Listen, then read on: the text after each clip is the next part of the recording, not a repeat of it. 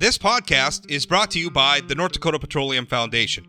From heating our homes and powering our vehicles to cell phones, clothing, and medical equipment, oil and natural gas makes everyday life better. North Dakota Oil and Natural Gas, advancing the possibilities. Learn more at ndpetroleumfoundation.org.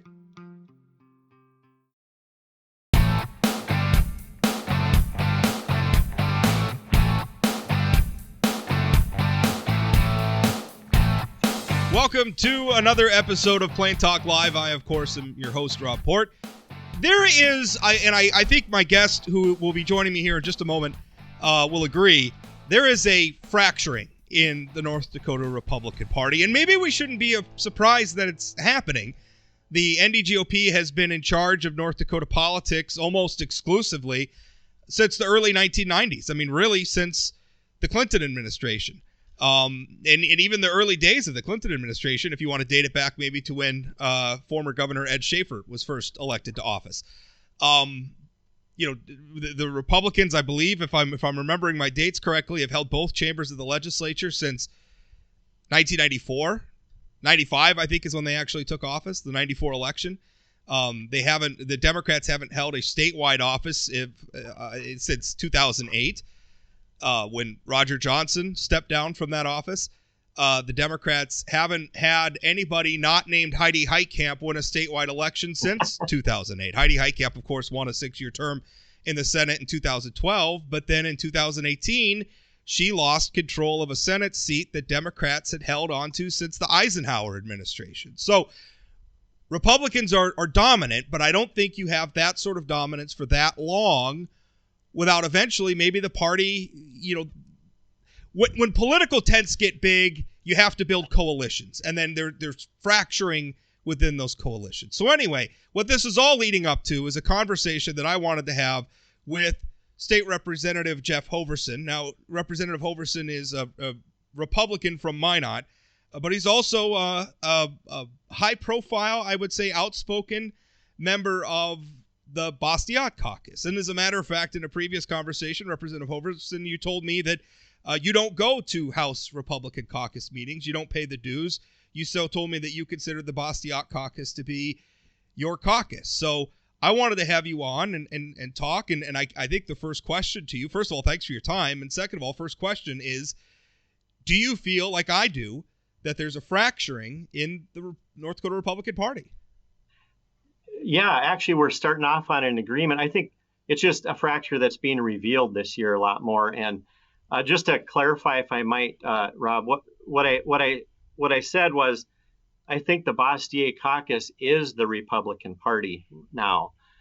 So that's kind of what I meant when I said earlier that I do go to the Republican Caucus. It just happens to be the Bastiat now, and so and that relates well to your theme today of the fracture in the Republican Party.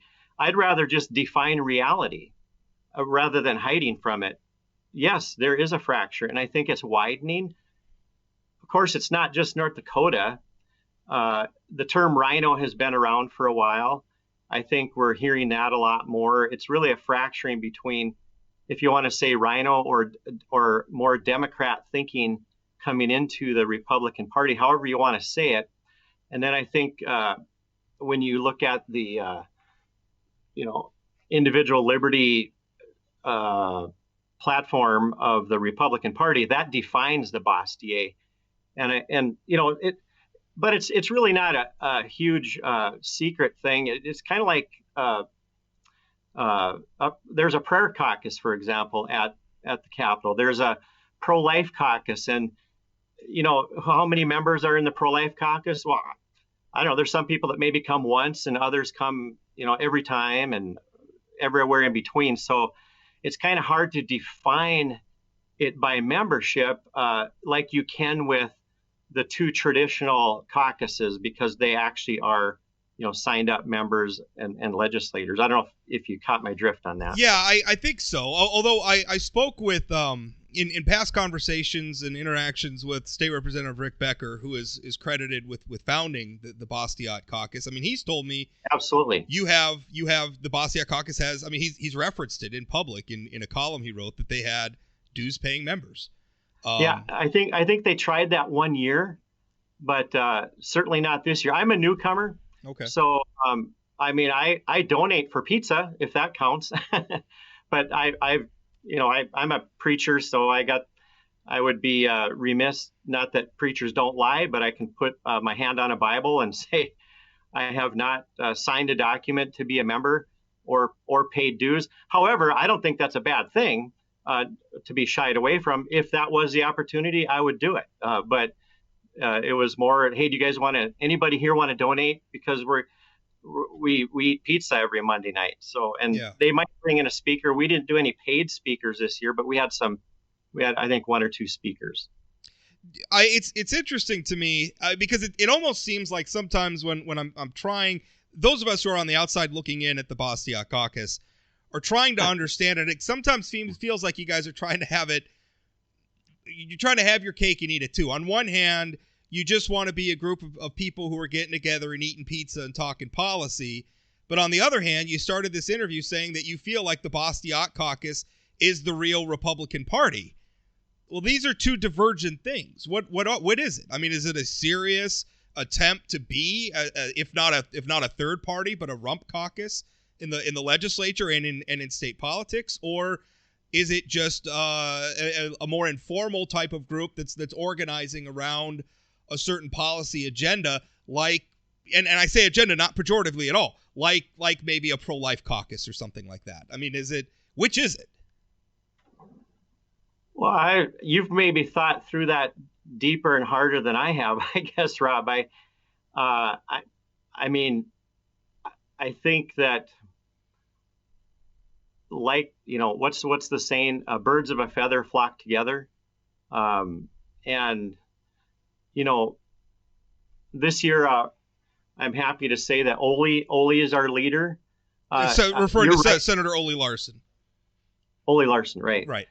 And so Dan Ruby was last year. I mean, we are that organized, if that's what you're talking about. We do try to have meetings that are substantive and have some order. So yeah. And if I'm not hitting your question correctly, yeah. Well, I mean, just to clarify, maybe what I'm driving at is I mean, to me, I think it's a pretty remarkable thing for a person who received his local party's Republican nomination and campaigned on the ballot as a Republican. You got that R by your name, and when you're in the legislature, you're described as a Republican, but then you tell me the real Republican Party is not that Republican Party whose affiliation that you campaigned for and received, but rather the Bastiat Caucus, which is not sanctioned by the Republican Party at all. I mean, the Republican Party is a specific organization, as you well know.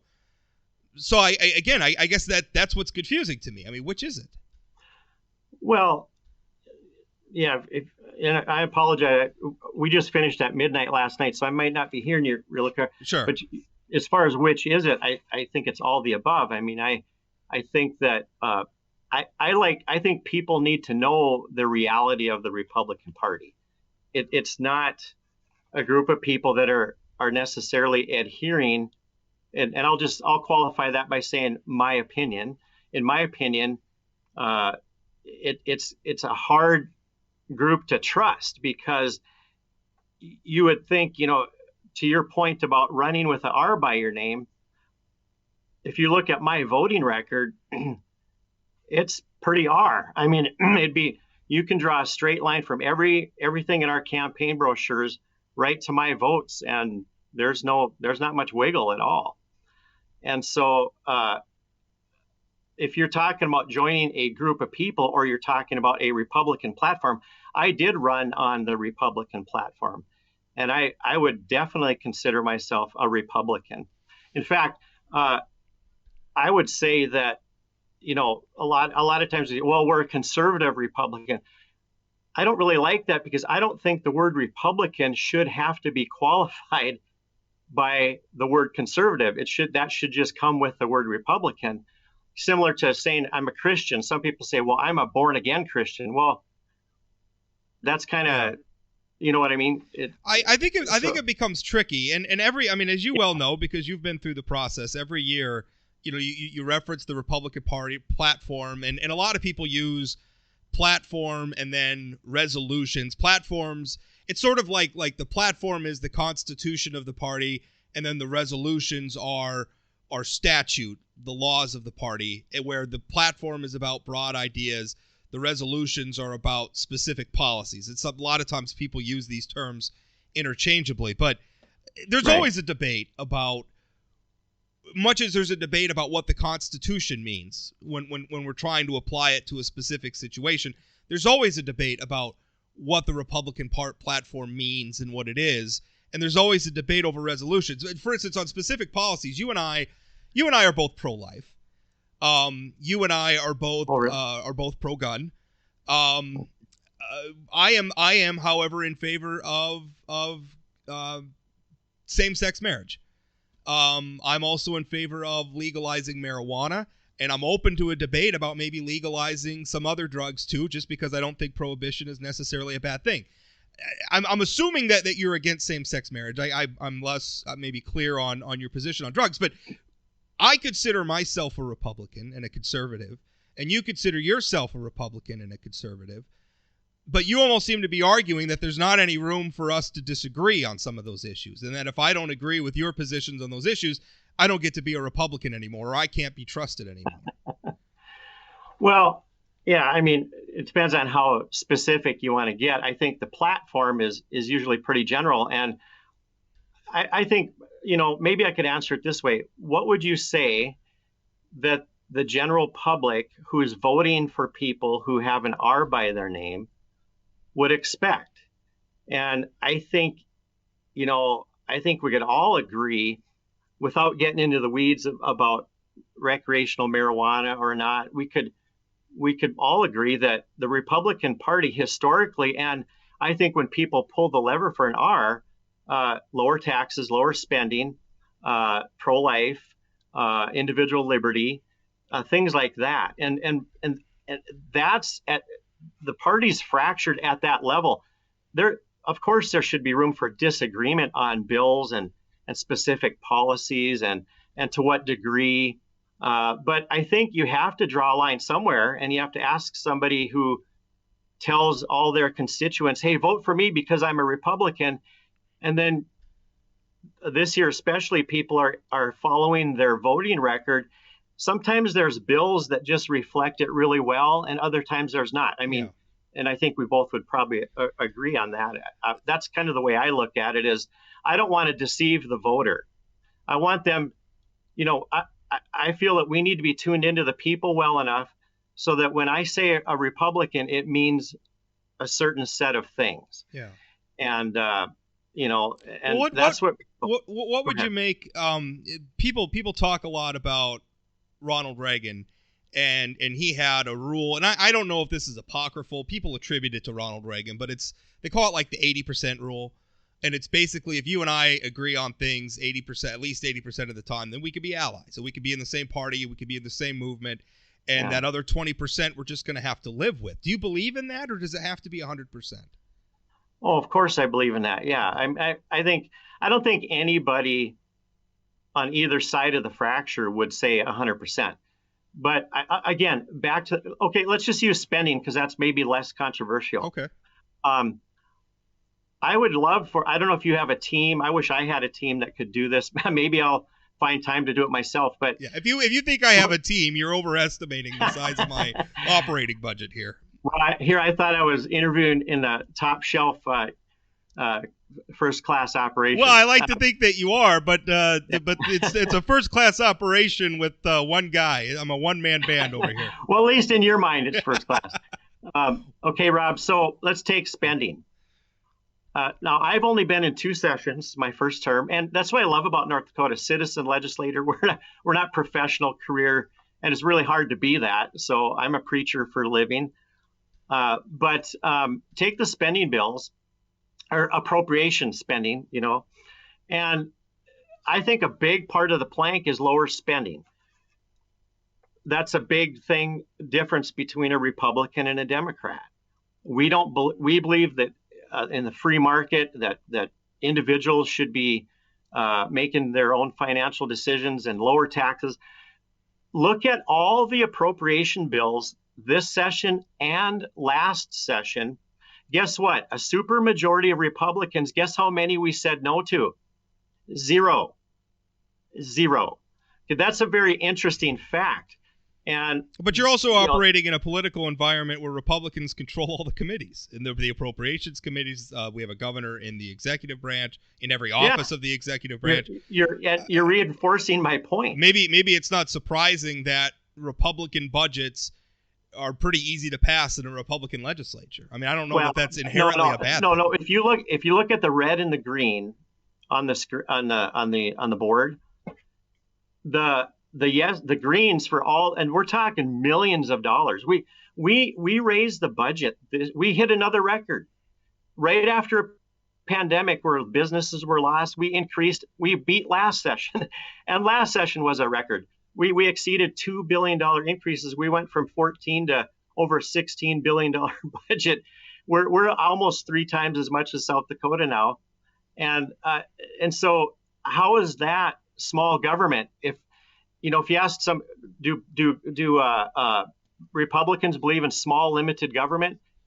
The voters would say overwhelmingly yes. How is growing the government like that even remotely close? So that's what I'm saying. There's some things you can look at to say, whoa, wait a second here. And that's what's happening. There's a grassroots movement of people. Again, people think it started by the Bastiat. I wish it was. I wish we had time, but unfortunately, I have to let you down and say, no, we barely have time to find key bills that we think are important, and we just discuss them. Really, that makes up pretty much the whole meeting. Yeah, well, I mean, some of the organizers that are involved in the Bastiat Caucus, and again, the Bastiat Caucus won't release its membership. You keep your group pretty nebulous. Rob, it's hard from the outside looking in to say. What I'm looking at is the same people are popping up at Bastiat Caucus meetings because I've seen a lot of the internal emails of who's invited, and I'm also seeing the people who are popping up at the local school district conventions pushing censure measures and everything else. It's the same people. Jared Hendricks being one. It's like there's like-mindedness for sure, but Rob, when you say they won't release the membership, if I had a membership, if you want to know who thinks like Bastiat as legislators, just look at the votes on the board. Whenever a bill comes up that's related to big spending or what voters would consider a Republican issue, just look at the board. You've got about anywhere from 15 to 30 people. Well, there's your Bastiat. But that's not. That's not necessarily. I mean, listen. At the federal level, we have the Congressional Black Caucus. We have the Freedom Caucus. These organizations have websites. You could go on their websites. You can look at the membership list. The Bastiat Caucus used to have. They never had a specific membership list, but they had. Here's the chairman. Here's the secretary. Here's our statement of values. That used to exist, and then all of a sudden, it all went down the memory hole. And again, you're saying that you consider this to be the actual Republican Party. Well, the actual Republican Party has a website where I can go and I can see who the chairman is, who the vice chairman is, who the national committee members are, who the district chairs are. Why can't the Bastiats be transparent like that? Well, that's fine. I mean, if you want to go down that path, it's a bit of a red herring because why? When I say Republican, like I'm trying to tell you, I mean the platform, the ideology. Okay, I mean, if we had a record district meeting and I asked a few questions related to specific bills I was doing, 100% of the hands went up, and we just have a ton of support. And I would say, okay, district, do you want me to attend both the Bastiat and? I say, sure, I will.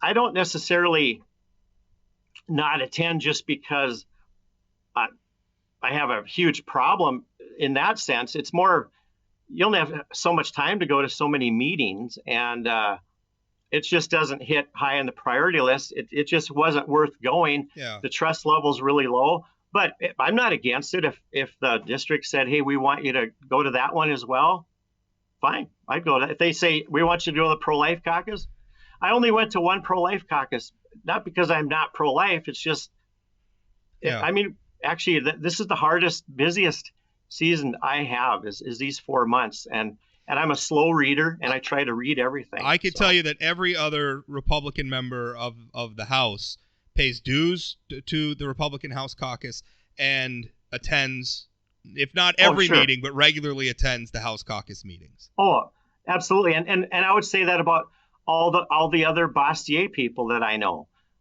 They attend as far as I know. I don't keep track. This has served, I think, it's served well for my voting record for our constituents. But I'm always open to criticism and changing. That's not a problem. Yeah. How do you feel about?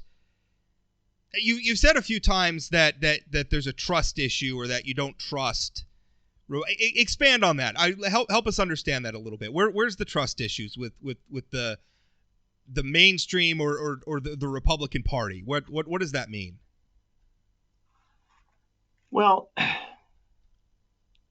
maybe I can answer that this way. That's a good question. And I would say this. If you were attending and trying to hammer out things with, discuss bills in the pro-life caucus, let's say, and you had some people that were filling up your ranks and attending meetings that were actually pro-choice, it'd be a little bit hard to trust them, right? That's what I'm talking about. So I think there's enough Republican in name only people in the Republican Party, and that's what people are waking up to. So that's what I mean by it's hard to trust. I think if you're going to hammer through bills and have discussions, there's got to be a certain level of like-mindedness, and it's just not there. That's, again, you opened the show where I think we agree. This is not a small fracture. It's a very big fracture, and so. I mean, I agree with that. I mean, and again, I don't know the exact size of the Bastiat Caucus, but when Representative Becker, he was talking about 20. Okay, yeah, 20. He was saying, yeah. He was saying 30 dues-paying members. Maybe the last time they collected dues, he said that. Yeah. I think late last year, or maybe it was earlier this year. Yeah, I forget. That's very possible. Yeah. But that was okay. But that's about twice the size of and that number obviously includes senators too. But we're talking the Democrats have 14 members in the House. They have 7, so they have 21 members of the legislature overall. That means the Bastiat Caucus is at least as big as or bigger than the Democratic caucus in the legislature. So when you say it's which is in support of your point that this is not a small fracture, I agree. Yeah, and I would say and it's a wide fracture. And when you talked about Ronald Reagan's 80%, you'd probably find that within the Bastiat. I highly respect Rick Becker. I like his show, No Apologies. I learn a lot about bills from him, but that doesn't mean we would agree on everything. But 80%, yeah. So I think that's where your 80% is right there. Do you you compared it to the pro-life movement, and I've been involved with pro-life legislation and watching pro-life debates for a long time.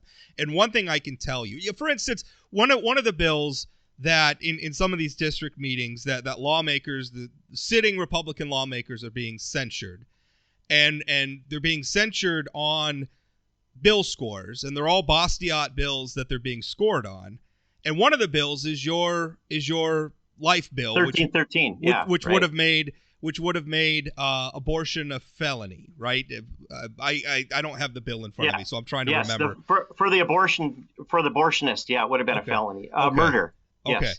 So I have some very, very pro-life people that I know, and I'm not going to use their names because I didn't think that they would be coming up, and I don't have their permission to use their names. But suffice it to say, I know some very pro-life people who have served, both who are currently in public office, who are no longer in public office, but who have spent years of their life dedicated to the pro-life cause, who felt that bill was too far, who felt that bill was counterproductive to the pro-life movement. I don't think you can. And again, I understand it's a little unfair because I'm not naming these people, but And I'm not in a position to. But I mean, I don't question their pro-life credentials. I mean, I've seen them take the votes. I've seen them take the actions on policy to promote this stuff. And I don't think that their objection. I object to your bill. I thought that was too far personally. Yeah. I think we're allowed to have a position on that.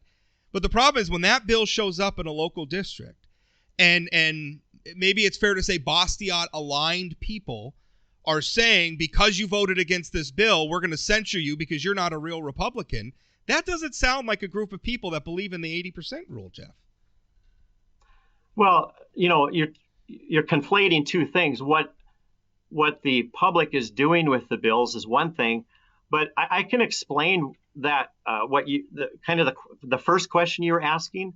If we could start with that, because I'm a little slow, I'll admit that. I can only handle one question at a time, but I think what happened with my bill, and actually, you're correct. I would agree with you that one sort of did divide the pro-life community, but it wasn't the pro-lifeness of it.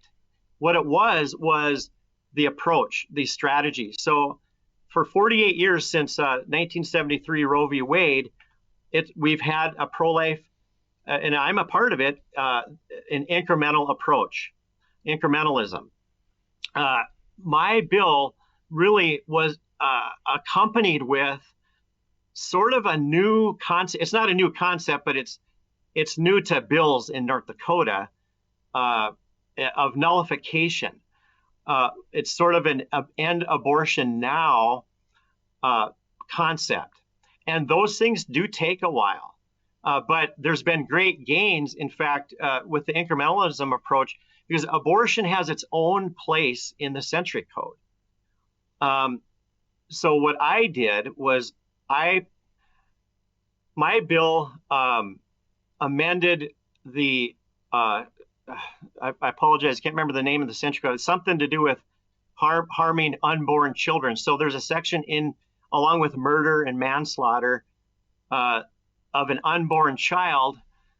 Let's just say, I'll just make one up, that if a boyfriend is mad at his girlfriend and he beats her and kicks her in the stomach and the baby dies, that's not an abortion. That would be in this other Century Code. So I included abortion in that section. So it moved the discussion to abortion being a murder, and that was not necessarily a part of the pro-life discussion with the incremental strategy. And so my whole thing is that just like we have nullified for marijuana, there's laws against marijuana, but yet we have said, well, thanks, but no thanks. We're not going to enforce those laws here. That was the approach. Was, well, okay, thank you, Roe v. Wade, for your decision back in 1973, but we're not going to murder babies anymore in our state, not legally anyway. So that's kind. Did you see? And I don't and I understand that, and I don't really want to debate the tactic. I guess it's more. That's where the divide was, though. The divide was on the tactic. Okay, yeah. Sure, fair enough. Yeah. Well, so let's talk about spending, because, like you said, it's a less controversial, maybe a less inflammatory topic. You talked about spending, and I think the headline was that we had record spending this year, and I assume you don't like the spending growth. I feel like I have a very strong track record when it comes to spending. I made my bones harping on spending in the Hoeven era, which routinely was going up 20% every biennium, general fund spending. They were trying to hide a lot of the spending by saying, oh, that's one-time spending. During the Dalrymple era, we spent a lot of money. And I was one of the first people who was out, spiking the football when the bottom fell out of the oil boom, and all of a sudden the oil revenues weren't flooding into state coffers anymore, and we had to dramatically. It was the first when Governor Burgum first took office. We had to cut and burn budgets because the revenue just was not there. Now, my track record on that's pretty clear on spending. I thought that I have no problem calling out overspending when I see it. There is some context here. And again, I don't want to debate specific policy issues, but we also just got a census report that North Dakota is at a record level of population. If our population grows, couldn't you argue also that spending is going to grow alongside with it? Because there's just a certain amount of spending that or services that people expect from their state government. It's not necessarily anti-conservative or anti-Republican to support spending growth that is A, justified, and B, can be sustained. Is it? Well, yeah. And you named the qualifiers. They're not justified when they are redistribution of wealth. Give me an example. Okay. I wish I was more prepared, Rob. There's a bill number we just did a week ago. Shoot, I think it might have been the commerce budget number 1012. And I pardon me if I don't have that number right, but that's okay.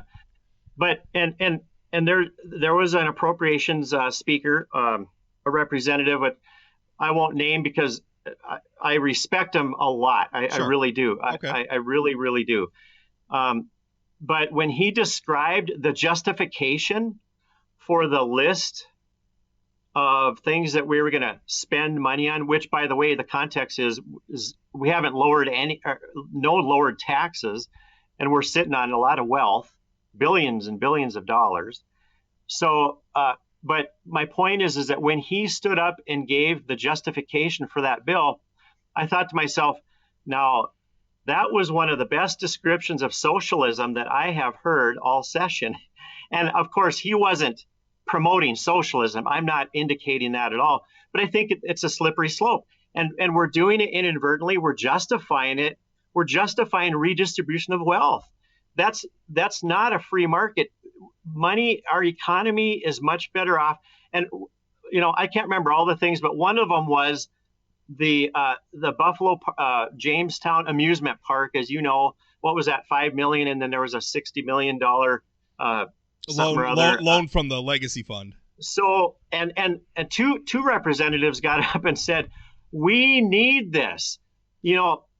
That's what you say when you're a redistribution socialist. That's not what you say, in my mind, that's not what voters think when they pull the R for Republican. Yeah. That's my whole point. But I think there's, for instance, I didn't think that the spending on the Buffalo Park, the amusement park in Jamestown, I didn't think that was such a bad idea. And I think there is a fiscally conservative argument to make. One part of it, by the way, was an investment from the legacy fund. That was going to be a loan that was paid back. The $5 million, yeah, that's a straight up appropriation. But what kind of benefit do we get back by making our state a more attractive place to live and a more attractive place to come and visit? I mean, listen, our statewide, our national, I see the headline all the time that North Dakota is the least visited state in the union, and we're super boring. People don't want to move to North Dakota because they think that there's nothing to do. And let's face it, workforce shortages are a chronic, generational problem in the state of North Dakota. So if we invest $5 million and we build a park, and then that generates tourism, that turns the Jamestown and the greater Jamestown area, that part of the state, turns it into a little bit better place to live, and that attracts more workforce. Aren't we going to get, can't you argue that we're going to get more than $5 million out of that? Don't take this personal, Robert. You're starting to sound like a really good socialist, because when we, and I'm being a little bit funny here, right? Too, but, and I think there is a problem with I have been flippant with the term socialist too, and I think we need to not be, because socialism is a very real and very dangerous thing, and we need to be careful to not brand benign policy that maybe you and I just don't like, brand that as socialism, and thus dilute the actual definition of it. But you went beyond just one spending. You got into the whole idea of investing.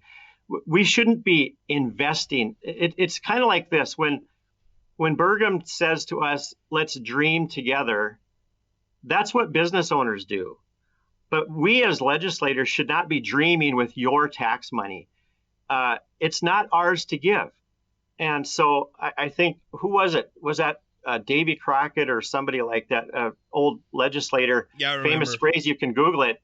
It's not ours to give. Yeah.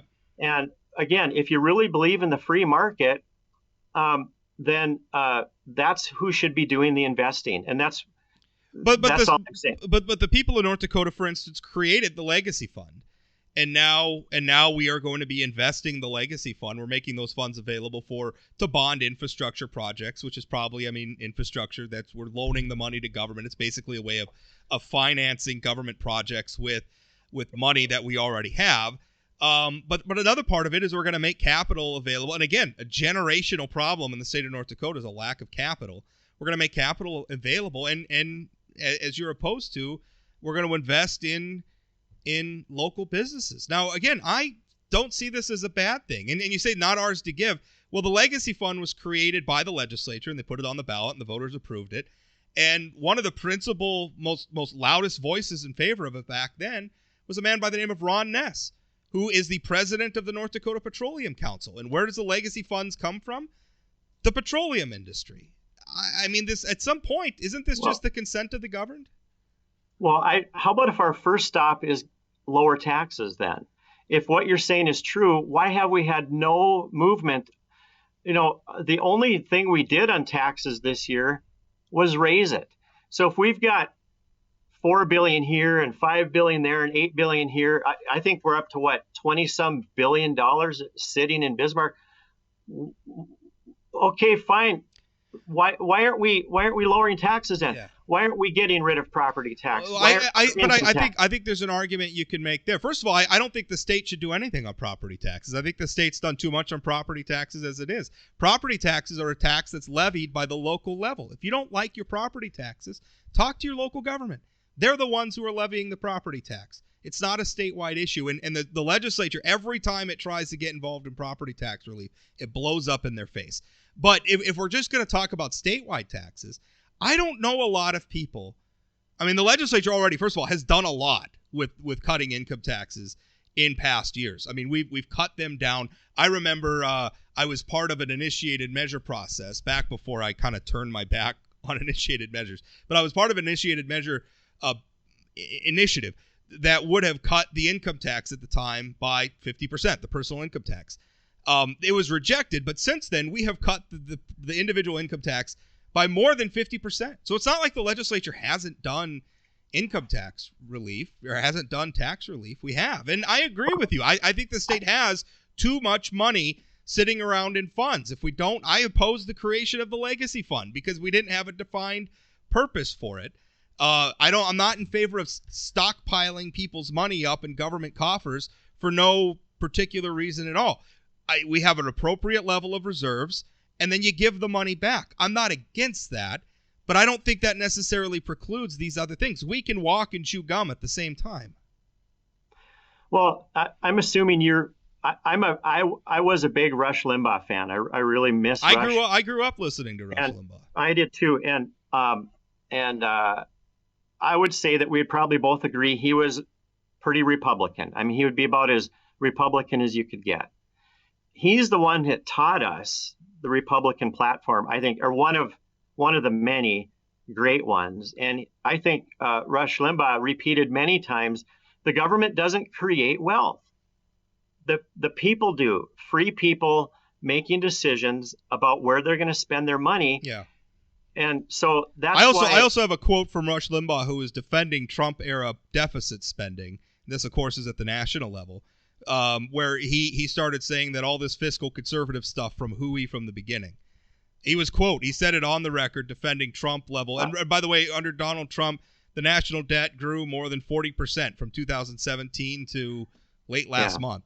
Yeah, I'm with you on that. I wish I did not agree with these stimulus packages, whether it was Bush, Trump, Biden. I don't care. These stimulus packages are bad for our economy. I think the best president, I go way before Reagan. Are you familiar with the Laffer curve, Rob? Oh, yeah. Yeah.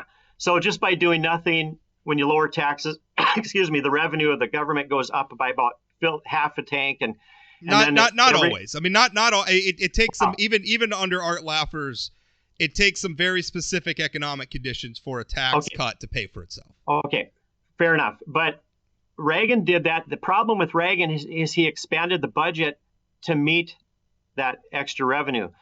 Calvin Coolidge, however, that's a guy to look at because he did the same thing. He lowered taxes, and then at the same time as the revenue was coming in from the free market because a dollar exchanges, I think, at 7 times a year, and so you get taxes. I'm sorry.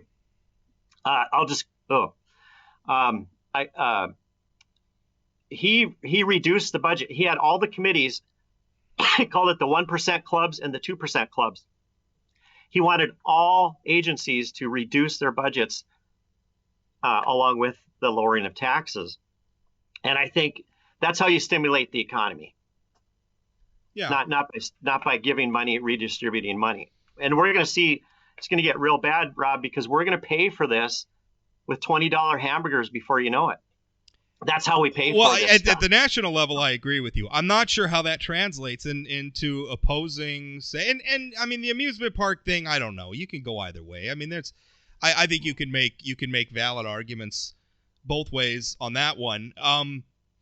Let me ask you this, because one thing that bothers me sometimes about what rankles my feathers. Sometimes I look at the Bastiat Caucus and I see. They fall into a dangerous trap that I think conservatives are particularly susceptible to, which is the perception that we're just against everything and we're not really standing for everything. And that's really a criticism I have of the Trump era, is a lot of times it just seems like it boils down to culture war and opposing whatever it is that liberals are for. And I think conservatives have to be about more than that. I think they got to hold themselves to a higher standard. It can't just be, yes, it's partly about fighting bad policy, but it can't just all be culture war.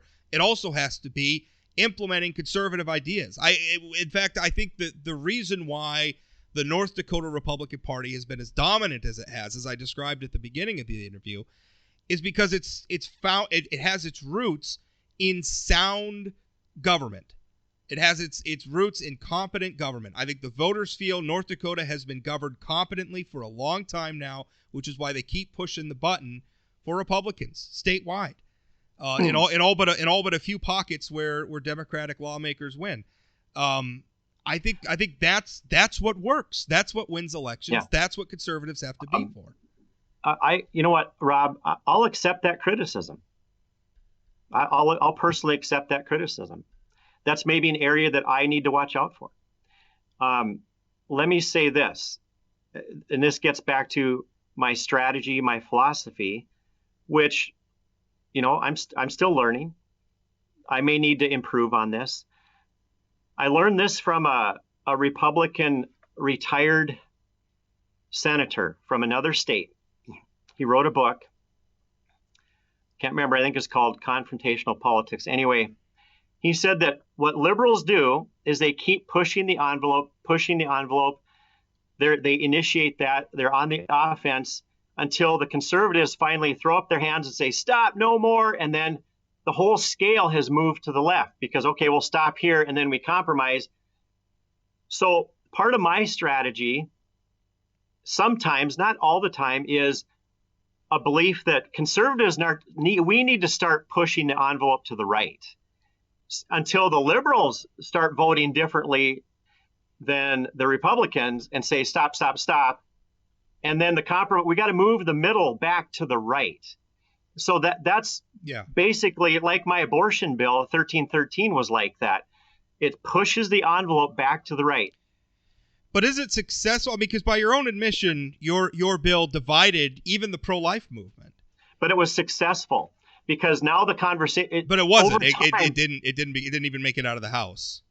No, it wasn't successful by votes, but it was successful in moving the conversation over to where it needs to be. And I believe that eventually, in fact, we already are. There's already now, where there wasn't before, a recognition that that part of the Century Code is a good place for an abortion bill. So we are moving the conversation over when we do that.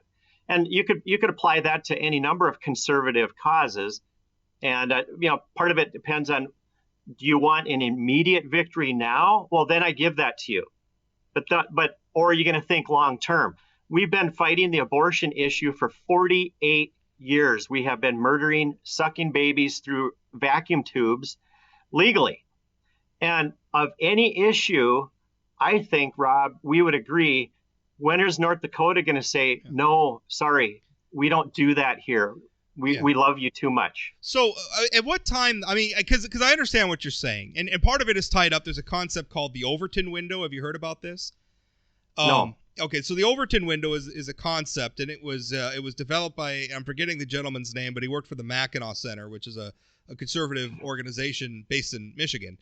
And what essentially what it is it's the idea that at any given moment in American history, there is a window that encompasses all of what a majority or what would be considered mainstream political thinking. So, at one time in our nation's history, slavery in parts of our country was considered in bounds. Obviously, the window's moved on from there, thankfully.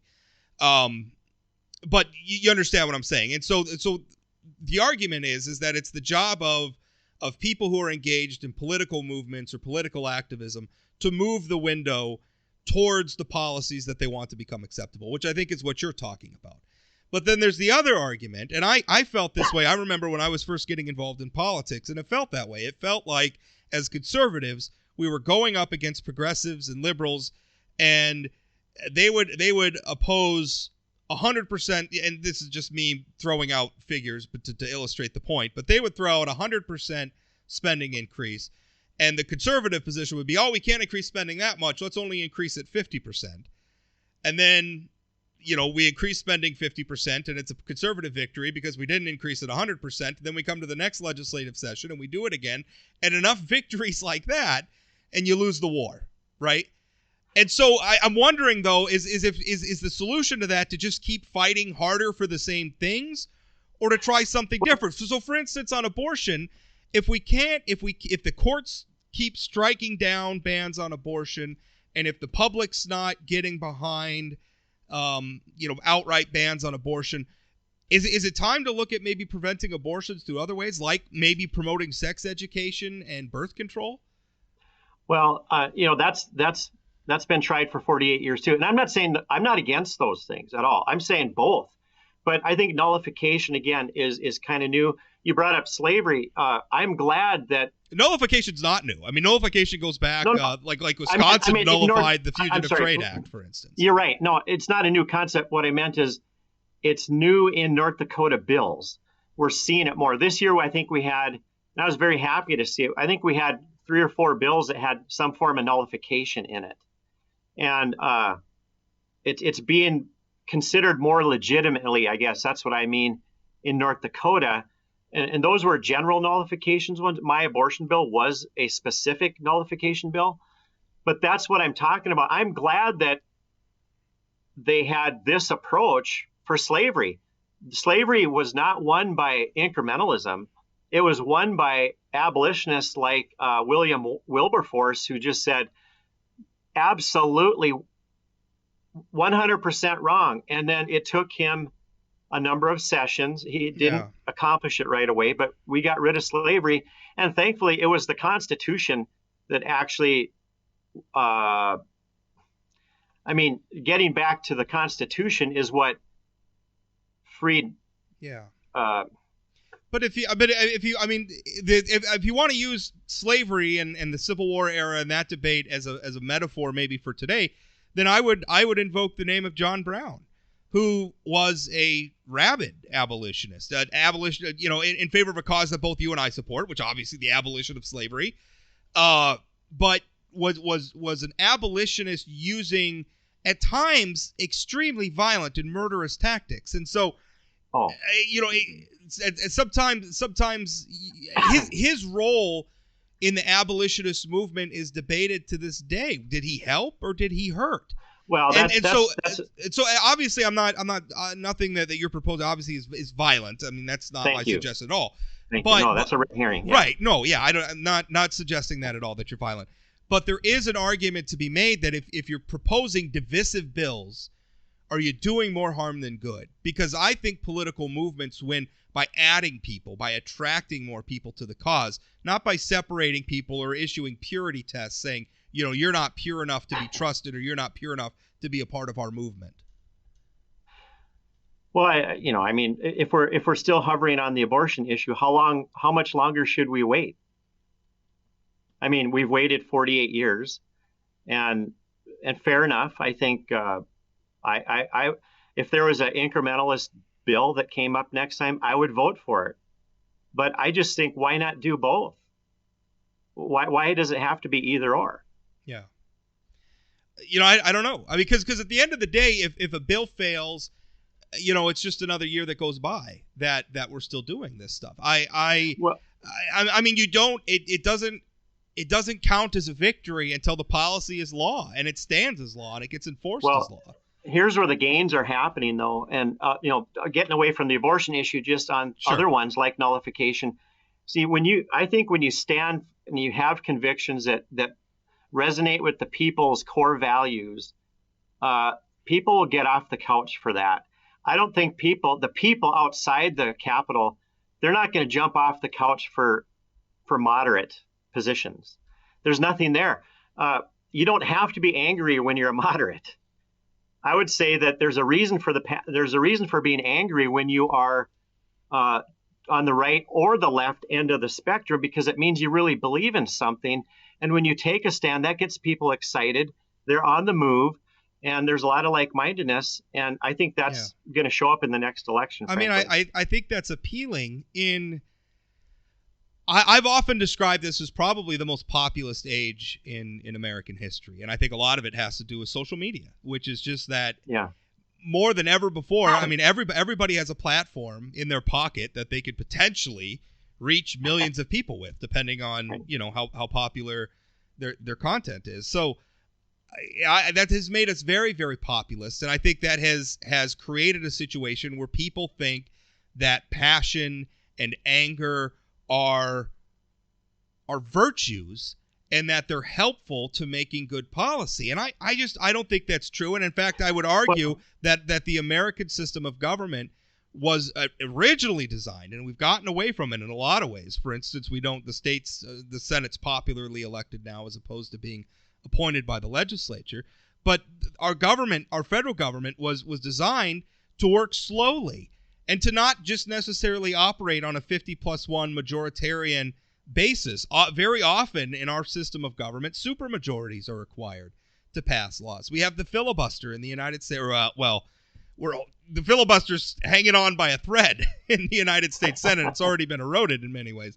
But we had a lot of these. What you could probably say is anti-democratic positions, and they were put in place. If you read the Federalist Papers and you read the Founders, they were put in place to tamp down the very sort of anger and emotion in the electorate that you're describing.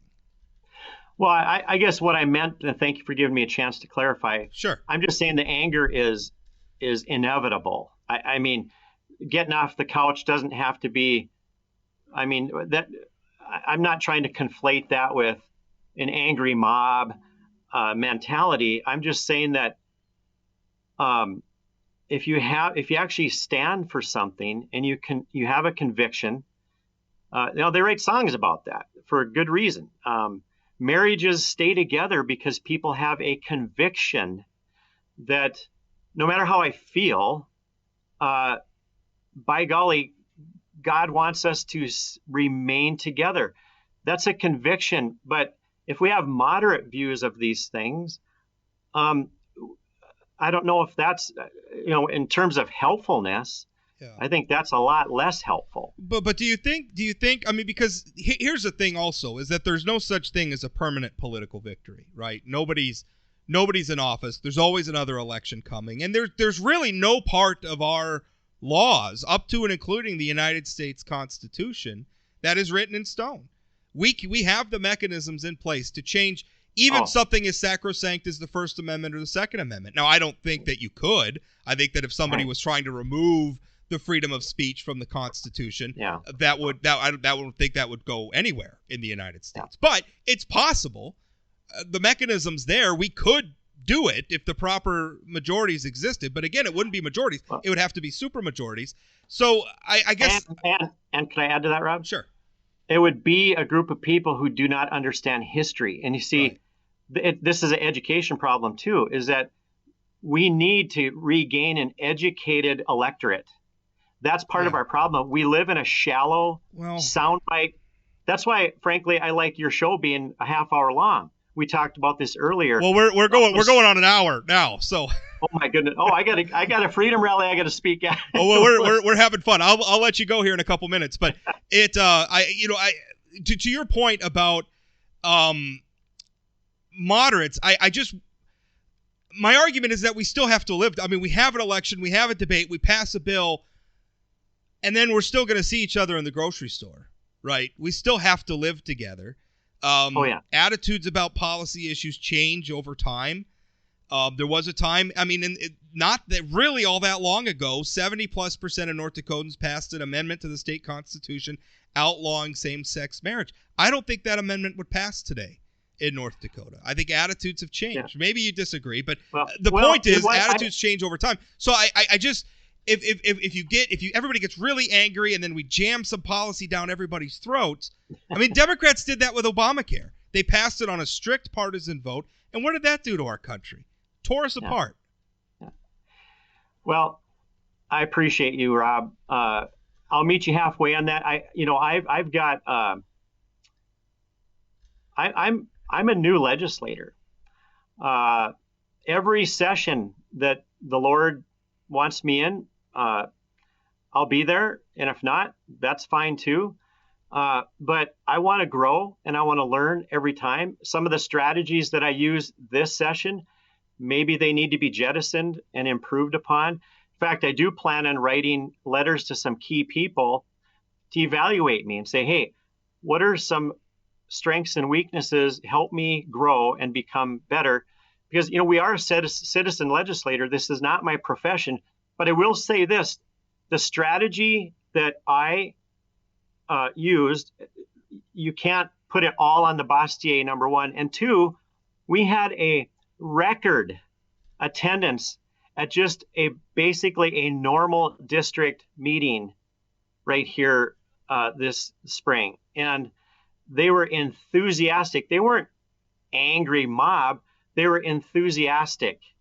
And there's a lot of excitement happening around. And I'm not saying that's credit to me. That's a credit to Ole. It's a credit to Bob.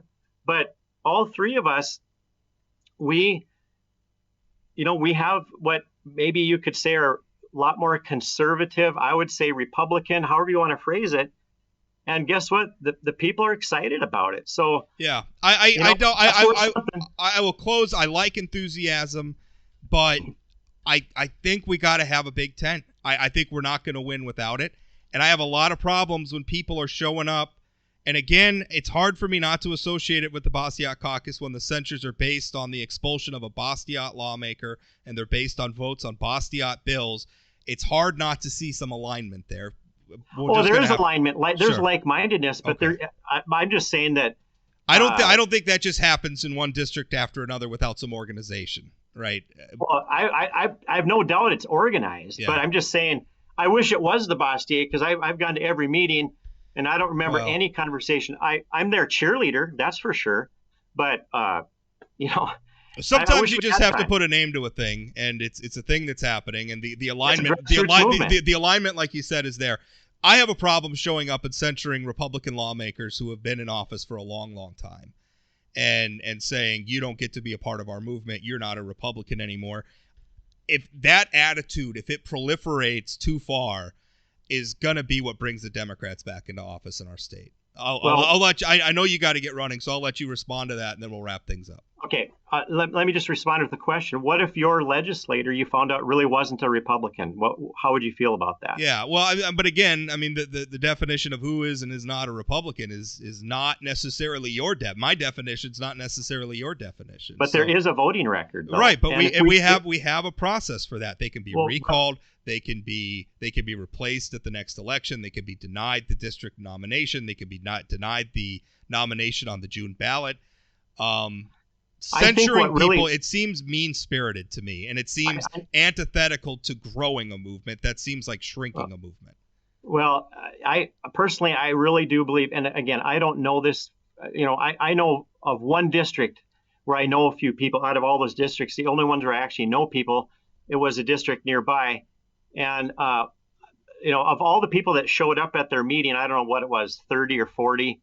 I was told there's actually 300 that were like-minded with that. So it's not a small thing. And I would, I had another thought. I can't, I'm a little tired. We went till midnight last night. So I know.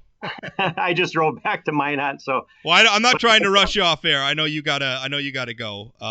It was the Luke Simons issue, I think, that really drove a lot of the people to start taking a look at what's going on. Yeah. And I know we don't have time for that issue. I'm just saying, wherever you're at on it, I personally, and all the people I've talked to, the due process issue, I think it would do legislators real well to take a serious look at that. So I'll just end with that. Maybe. Although 69 members of the House, including 55 Republicans, voted for expulsion. I don't know that those feelings are as widespread maybe as you think they are. But, well, in the legislature, but that's part of the problem. So, but maybe. Yeah. Maybe. I would argue probably in the next election, most of those lawmakers, the ones that are on the ballot, are going to get reelected. But we'll see. Jeff, thank you for your time. I appreciate it. We could probably go for another hour, but we'll have to do this again sometime. All right. Thanks, Rob.